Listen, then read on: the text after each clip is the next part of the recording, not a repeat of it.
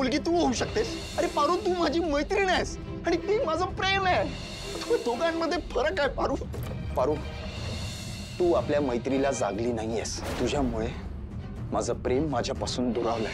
मी नाही तुला माफ करू शकत. तू प्लीज जा इथून.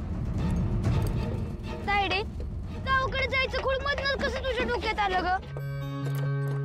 कनी बाळा, तुझ्या करता चाललो आहे ना आपण गावाकडं. तिकडे गेलं की कसं जरा हवा पाणी बदलल, तुझी तब्येत बी सुधारल.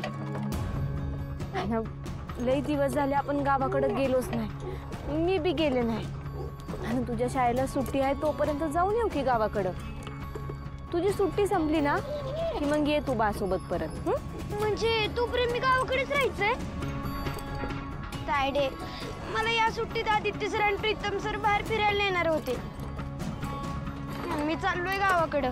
मग तू जा परत. तू जाऊन राहा बासोबत. माझी मी एकटी जाईन गावाकडं. तर माझी मी जाते एकटी गावाला. तायडे, तुला माहिती आहे ना, तुझ्याशिवाय मी कुठं कधीच एकटा नाही राहत. माहित आहे ना गणी. थोडा वेळ शांत राहा ना बाळा. हे बघ, आपण आपल्याच गावाकडे चाललो आहे ना. आणि लागल तुझं तिकडं मन, मला माहित आहे. तिकडं तुझे मित्र बी भेटतील तुला. आदित्य सर आणि प्रीतम सर माझे चांगले मित्र आहेत.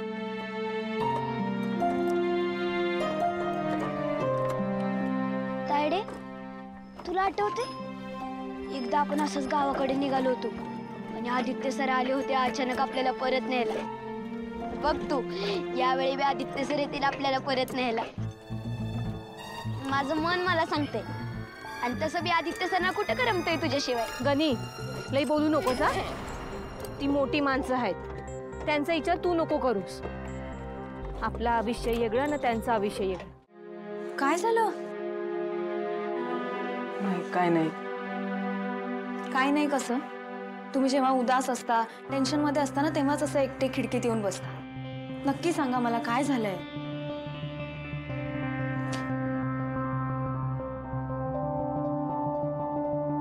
प्रीतम, मला सांगा काय झालंय? काय एवढी टेन्शन मध्ये आहात तुम्ही? प्रिया, जेव्हा मोठी माणसं चुकतात ना, तेव्हा कसं व्यक्त व्हावं हेच कळत नाही. आणि म्हणून मी तिथे बसलो होतो. कोण चुकलंय? कशाबद्दल बोलताय तुम्ही? दादा, त्यांनी काय केलं माहितीये तुला?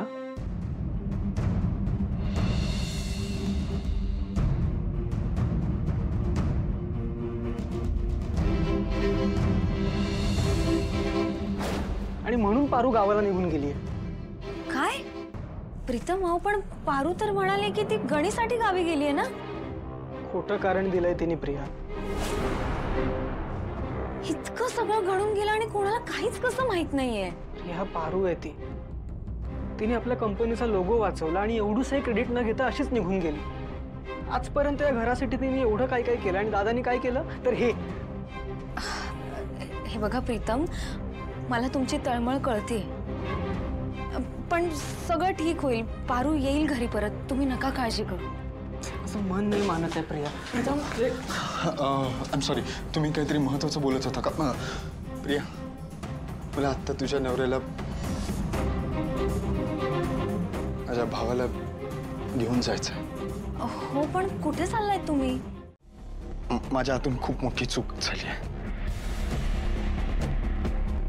ती सुधारण्यासाठी चाललोय. आदित्य, तुझ्या हातून आणि चूक झाली? शक्यच नाही. एक वेळ प्रीतमच्या हातून झाली असते ना तर आम्ही समजू शकलो असतो.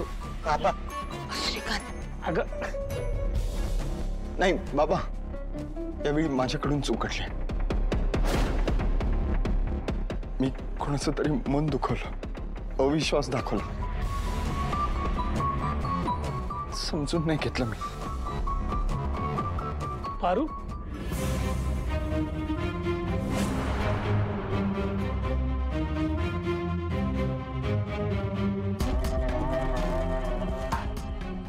बाबा, पारू स्वतःच्या जीवाची कधी पर्वा न करता या घरासाठी वाटेल ते केलं तिने. आणि मी मागचा पुढचा काही विचार न करता तिला तिला वाटेल तसं बोललोय. मला परत कधी तोंड दाखवू नको असं बोललो. अक्षरशः हकललं मी तिला. आणि ती बिचारी काही न बोलता मी सांगेन ते गप गुमान ऐकून मला उलट एक शब्दही न बोलता निघून गेली गुपचूप. पण आता माझ्या लक्षात आलंय मी चुकलोय. चूक कसली, गुन्हा केलाय मी. आणि आई, मला माझी चूक सुधारायची. मी पारूला आणायला चाललोय. ऐकल्या, मला आदित्यचा निर्णय पटतोय. खरं म्हणजे हे घर सुद्धा पारूची वाट बघताय का? तिला परत आणणं आपलं कर्तव्य आहे. जाऊ दे. आदित्य, चूक करतो तो माणूस असतो आणि चूक सुधारतो तो एक उत्तम माणूस असतो. मला वाटतंय तू जा, पारूला घेऊन ये. आणि तरी तिने ऐकलं नाही ना तर तिला म्हणावं तुझी देवी आई येईल आणि कान पकडून इथे घेऊन येईल. बाप रे, मागच्या वेळी प्रीतम आणि आदित्य जेव्हा प्रियाला आणायला गेले होते गावी तेव्हा प्रिया इथे आली आणि त्या घरची सून झाली. आता पारूला आणायला गावी चाललेत. म्हणजे पारू पण या घरची सून होणार की काय?